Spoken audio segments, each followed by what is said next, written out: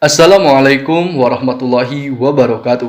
Halo, salam sejahtera untuk kita semua. Semoga hari-hari Anda selalu produktif di tengah pandemi. Bersama saya, Agi Ahmad Gifari dari MAN 1 Tasikmalaya akan menemani hari-hari Anda dalam memaknai harlah Pancasila bersama generasi milenial.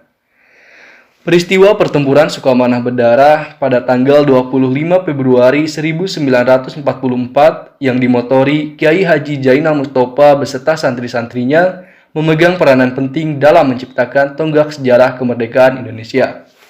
Pada saat itu, berbekal ilmu pengetahuan dan senjata sederhana, para santri membulatkan tekad untuk menyatukan perbedaan yang ada. Pergerakan para santri berkembang sejalan dengan perkembangan rasa nasionalisme.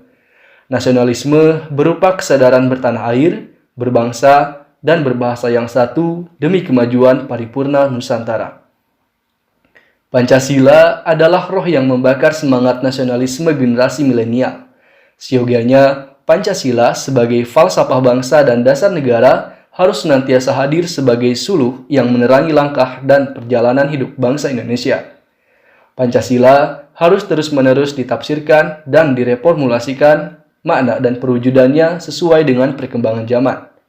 Pancasila dapat diinternalisasikan guna pembangunan nasional yang dimulai dengan pembangunan karakter anak bangsa sebagaimana yang selalu digaungkan oleh Pak Jokowi. Jika Pancasila bersikap statis, deviasi, dan reduksi, nilai-nilai Pancasila bukan tidak mungkin akan semakin kronis sehingga rawan untuk terdistorsi. Masih hangat di benak kita penghinaan bernada etnosentris maupun bernada sara yang sangat berpotensi menimbulkan disintegrasi bangsa dan pengkhianatan terhadap kebinekaan yang menjadi roh dan kekhasan bangsa Indonesia. Menjadi keprihatinan berlebih, manakala penantik pemikiran sara disebarkan oleh generasi milenial pengguna media sosial. Sebut saja fenomena netizen Indonesia yang melakukan ujaran kebencian pada akun media sosial BWF atas kegagalan Indonesia untuk berlanjut di event tersebut, yang menyiratkan ironisnya pembangunan karakter kebinekaan yang sejatinya adalah pilar fundamental mencapai visi bangsa Indonesia. Banyak sekali propaganda berbentuk meme dan video provokatif yang secara masif membentuk pemikiran para generasi milenial untuk tidak menerima perbedaan sebagai suatu kekayaan. Alhasil, mereka terjebak pada pemahaman sesat tentang kebinekaan dan keragaman perspektif yang memantik berbagai gerakan seperti HTI yang hendak menggantikan ideologi Pancasila dengan kekhilafahan dan PKI yang hendak menggantikan ideologi Pancasila dengan komunis. Kita tidak bisa memungkiri bahwa ada gerakan masif menanamkan ideologi anti-pluralisme kepada generasi milenial melalui media sosial. Lantas, internalisasi nilai Pancasila sejatinya dapat diintegrasikan melalui teknologi internet, dalam hal ini media sosial. Internalisasi Pancasila melalui media sosial berarti menggunakan media sosial secara kreatif dan inovatif guna menginternalisasikan nilai-nilai Pancasila sebagai dasar nasionalisme dan gelora kebinekaan. Nilai Pancasila dapat berasosiasi dengan berbagai bentuk konten bermuatan nilai reflektif dan praktis Pancasila. Berikut saya jabarkan secara sederhana internalisasi nilai setiap sila dalam media sosial. Sila pertama merupakan manifestasi prinsip ketuhanan yang Maha Esa dengan esensi sikap menghargai aspirasi dan ekspresi keagamaan yang berbeda-beda, serta penegasan ekualitas dan egalitarisme dalam masyarakat Indonesia yang plural religius. Hal ini dapat diwujudkan melalui tindakan membuka forum kerukunan antar umat beragama. Alhasil, dialog yang dinamis dan positif dapat menyingkirkan egosentrisme dan membangun solidaritas kebinekaan.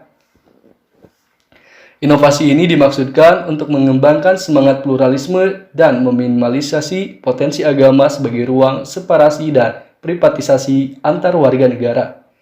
Sila kedua berarti sikap memanusiakan manusia atau disebut humanis.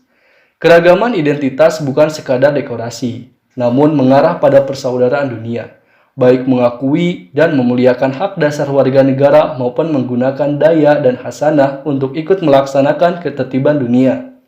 Hal ini dapat diwujudkan melalui tindakan membuka forum diskusi dan membuka gambar mengenai fenomena manusia yang adil dan beradab. Sila ketiga yaitu Persatuan Indonesia.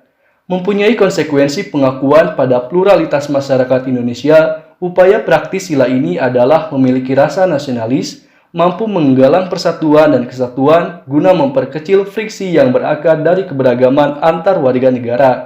Hal ini dapat diwujudkan melalui tindakan membuat film atau gambar mengenai fenomena disintegrasi sosial dan dampaknya yang mengajak generasi muda untuk berpikir reflektif, mencari solusi bersama mulai dari hal kecil.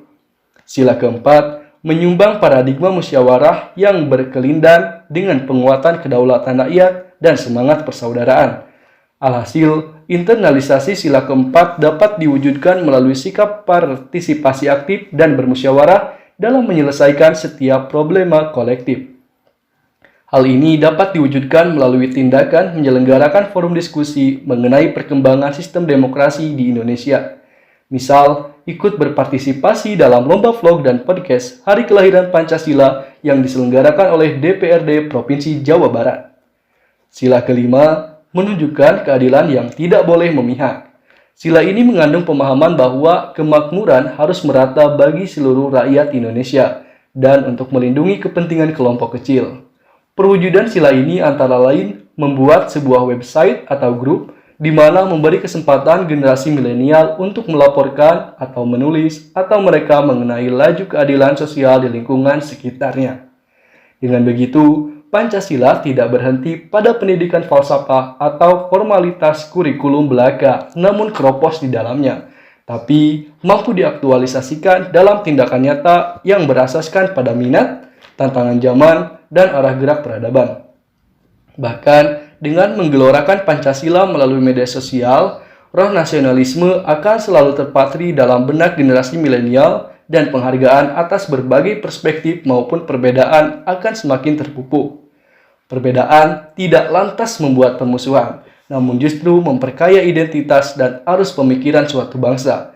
Tercetus harapan generasi milenial akan menjadi tulang punggung bangsa berpenopang Pancasila yang kritis, reflektif, partisipatif, terbuka terhadap banyak perspektif, dan berani bertindak untuk memajukan bangsa. Demikian pemahaman saya sebagai generasi milenial dalam memahami harlah Pancasila. Saya Agi Ahmad Gifari, pamit undur diri, tetap jaga kesehatan, dan sampai jumpa.